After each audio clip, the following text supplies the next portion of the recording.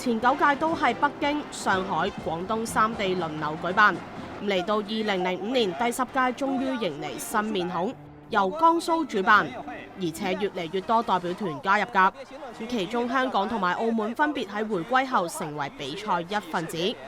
經過多年發展，全國殘疾人運動會納入全運會主辦省市同年舉行，而全運會從軍事意味演變成接軌奧運，再走入大眾。為咗秉承全運為民、健康中國嘅理念，全運會自第13屆起加入群眾賽事活動，目的係推動全民健身嘅文化。